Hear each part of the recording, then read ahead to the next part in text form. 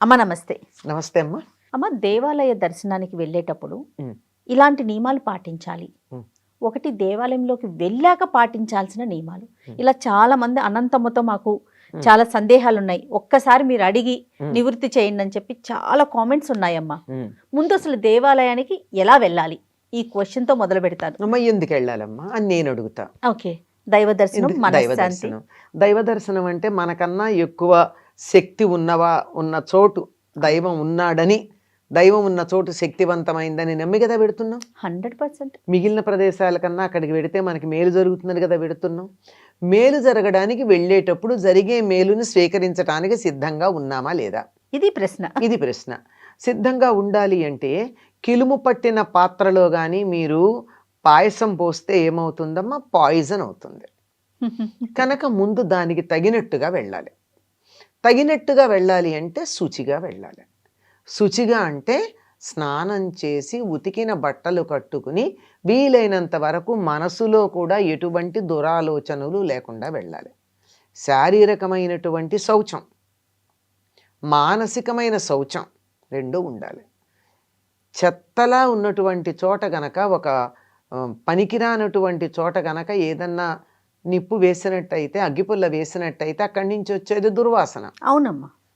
అదే కానీ సాంబ్రాణి లాంటిది అయినట్టయితే సువాసన.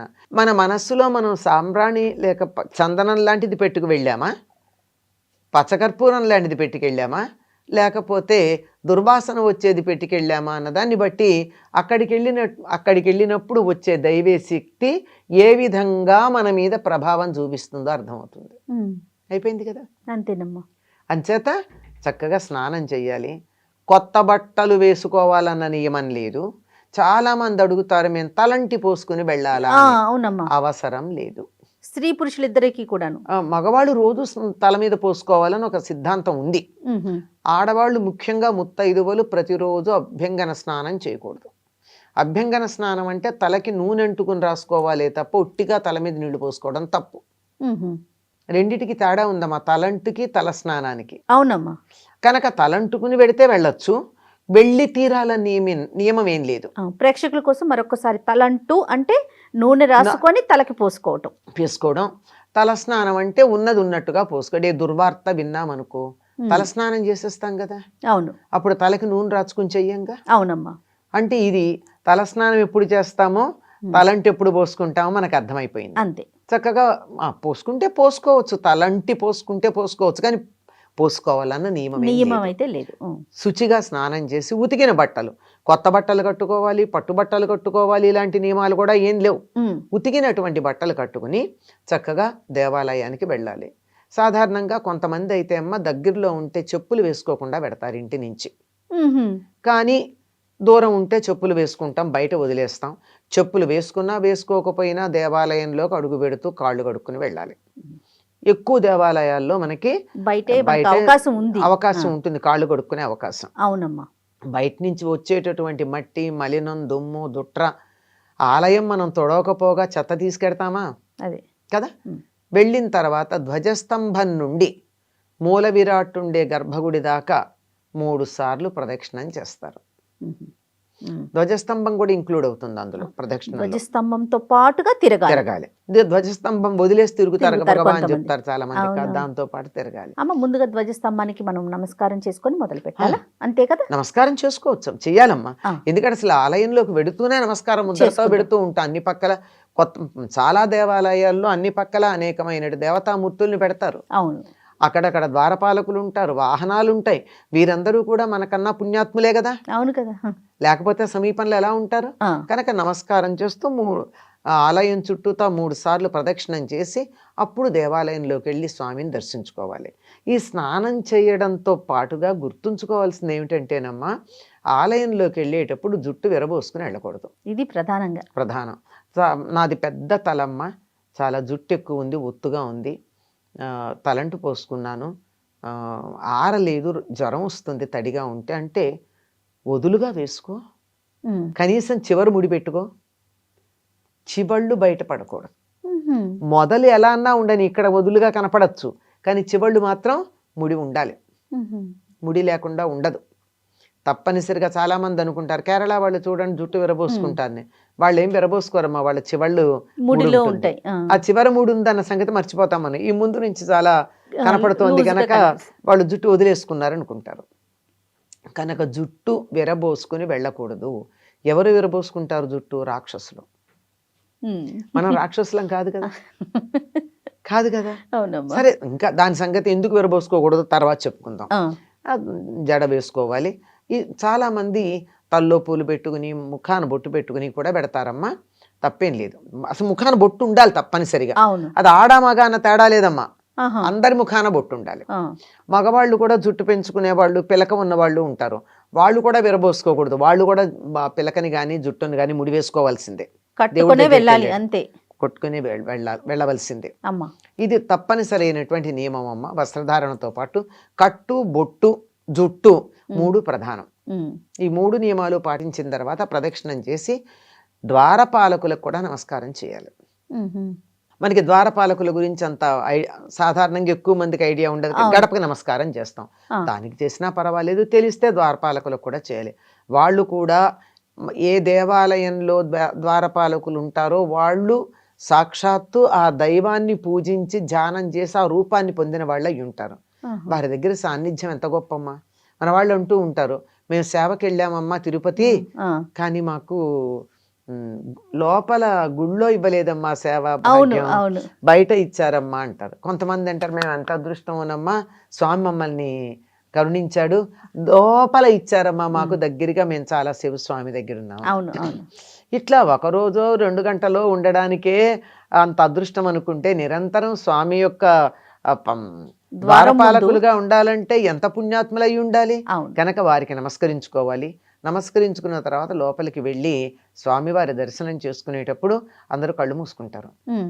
మూసుకోకండి, కళ్ళు తెరిచి స్వామి అమ్మవారు ఎవరైనా సరే రూపాన్ని చూసి హృదయంలో ప్రతిష్ఠించుకోండి. యువతలకు వస్తూ కళ్ళు మూసుకోండి, మళ్ళీ ఆ రూపం బయటికి రాకుండా. అంతేగాని ఎదురుగా కళ్ళు మూసుకుని దండం పెట్టుకుని బయటకు వచ్చాయో రూపం ఎట్లా ఉందో నాకు గుర్తు లేదు అని అంటూ ఉంటాం. అమ్మవారికి ఏ రంగు చీర కట్టారు అంటే చెప్పేవాళ్ళు చాలా మంది ఉంటారు. కళ్ళు మూసుకుని దండం పెట్టుకుంటారు. అంటే మనకి లోపల ఏమేమి అనుకుంటున్నాము, ఏమేమి అంటే అమ్మ నాకు ఇది కావాలి, అది కావాలి, ఇది జరగాలి, అది జరగాలి, కళ్ళు మూసుకుంటే అలా అంటే డైరెక్ట్ గా స్వామికి చెప్పాము అనే ఒక భావన ఉంటుంది. కాదమ్మా, కళ్ళు మూసుకుంటే రూపాన్ని ఎక్కడ చూసి ఇంట్లో చూడొచ్చుగా, ఇంట్లోనే ఉండొచ్చు కదా. అక్కడ రూపాన్ని చూడండి, యువతలకు వస్తూ కళ్ళు మూసుకోండి, ఆ రూపం మళ్ళీ బయటకు వెళ్లకుండా మనసులో నిలిచిపోయేటట్టు. చాలా మంది పొరపాటు చేస్తాం, అక్కడికి వెళ్ళి దండం పెట్టుకునేటప్పుడు కళ్ళు మూసుకోండి, ముందరి నుంచి కళ్ళు మూసుకోండి క్యూ లైన్లో ఉన్నప్పుడు, తర్వాత కూడా కళ్ళు మూసుకోండి, కానీ చూసేటప్పుడు మాత్రం కళ్ళు తెరిచి చూడండి. అలాగే చూసి ఆ రూపాన్ని మనసులో స్థిరంగా పెట్టుకోండి. అక్కడికి వెళ్ళాకే దండం ఏం కావాలో కోరుకోవాలా, ఆలయంలో ప్రవేశించేటప్పుడే అనుకుంటే సరిపోయింది కదా.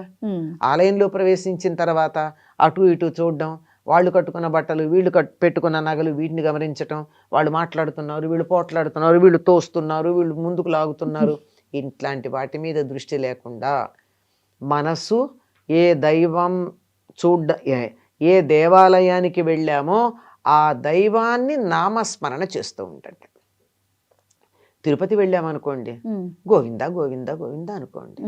కంచి వెళ్ళామనుకోండి, శ్రీమాత్రే నమః అనుకోండి. రామాలయానికి వెళ్ళామనుకోండి, శ్రీరామ శ్రీరామ శ్రీరామ అనుకోండి, జై శ్రీరామ్ అనండి. ఏదో ఒకటి పెద్ద పెద్ద వక్కర్లా. శివాలయానికి వెళితే నమశివాయ అనుకోండి.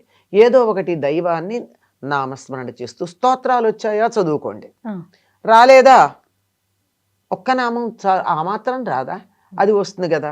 దర్శనం చేసుకుని బయటికి వచ్చిన తర్వాత కూర్చోవాలి కాసేపు. అంతేగాని ఏదో ఫ్లయింగ్ విజిట్ లాగా ఇలా వెళ్ళడం, అలా చూడడం, ఇలా వచ్చేస్తే ఏం లాభం అమ్మా. ఇంట్లో ఫోటో చూస్తే ఎంతో, అక్కడికి వెళితే కూడా అంతే కదా. అక్కడ ఉన్నటువంటి ఆ దైవీమయమైనటువంటి తరంగాలను అనుభూతి చెందండి. అప్పుడు అది పూర్తవుతుంది మన దేవాలయానికి వెళ్ళి దర్శనం చేసుకున్నటువంటిది. ఒక చిన్న సందేహం అమ్మ, దేవాలయానికి వెళ్ళాం, మీలాంటి పెద్దవారు కనిపిస్తారు, నమస్కారం పెడతాం చేతులెత్తి. కొన్ని సందర్భాల్లో కొంతమంది పాదాలకు కూడా నమస్కారం పెట్టడానికి వంగుతారు. కానీ నేను విన్నది ఏంటంటే, దేవాలయాల్లో స్వామి ఉండగా, స్వామి కానీ తల్లి కానీ అమ్మ కానీ ఉండగా మనం అంటే పెద్దవారైనా సరే నమస్కారం పెట్టకూడదు అనేది వింటూ ఉంటాం. అది ఎంతవరకు కరెక్ట్? పెట్టకూడదమ్మా. ఎందుకంటే ఆయనే లేదా ఆవిడే అక్కడ ఉన్నటువంటి అందరిలోకి ఘనం, వారికి మాత్రమే పెట్టాలి కానీ నమస్కారం వ్యక్తులకు పెట్టకూడదు. ఇంకా కోపం వస్తే రావచ్చు, పూజారులకు కూడా పెట్టకూడదు. పూజారులకు కూడా పెట్టకూడదు. వారికి పెట్టాలంటే వారు బయటకు వచ్చాక ధ్వజస్తంభం దాటాకి యువతలకు వచ్చాక పెట్టండి. గర్భగుడిలో ఎవ్వరికీ పెట్టకూడదు, దేవాలయంలో ఎవరికీ పెట్టకూడదు. నమస్కారం ఒకళ్ళకొకళ్ళు చేసుకోవాలనుకుంటే ఆ ధ్వజస్తంభం దాటి యువతలకు వచ్చాక చేసుకోవాలి. ఎవ్వరికీ నమస్కారం. యజ్ఞశాలల్లో దేవాలయాల్లో వ్యక్తులకు నమస్కారము చెయ్యరాదు. తిరిగే లేదు, ఇంకా తిరిగే లేదంటే లేదు అంతే. తర్వాత దేవాలయ దర్శనం తర్వాత డైరెక్ట్గా మన ఇంటికే వెళ్ళాలి, ఇంకా వేరే వారు ఏదైనా అవసరం పడినా కూడా వెళ్ళకూడదు అనేది కూడా వింటూ ఉంటాం. And for more videos, Please subscribe to iDream. Please subscribe to iDream. Please subscribe iDream. And please subscribe to iDream. For more videos, subscribe to iDream.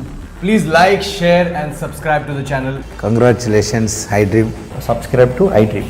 Subscribe to iDream. So subscribe to iDream Media.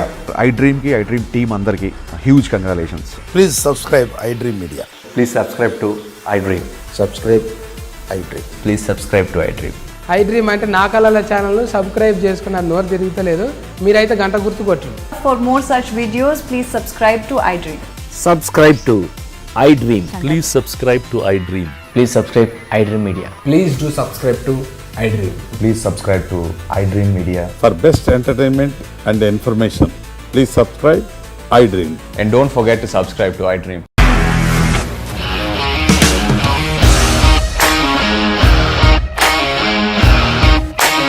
ఇండస్ట్రీలో commitment issues వస్తే నీకు కూడా వచ్చినట్టు morning తీసుకెళ్ళాలంటే కొట్టి పడేస్తారు.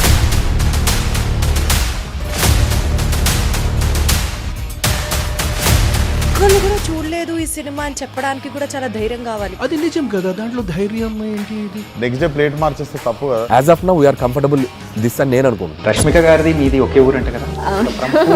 నీకు కోపం వచ్చిందంటే బాగా తిట్టేత్తరా? తిట్టేద్దామండి. నిజంగా గేమ్ ని ఎలా చేంజ్ చేయగలిగారు? ఏపీఎస్ఎఫ్సి వాళ్ళకి 6 నెలల్లో నేను 6 లక్షలు కట్టా. బిజినెస్ చేయాలనుకుంటే it is as difficult as riding a tiger.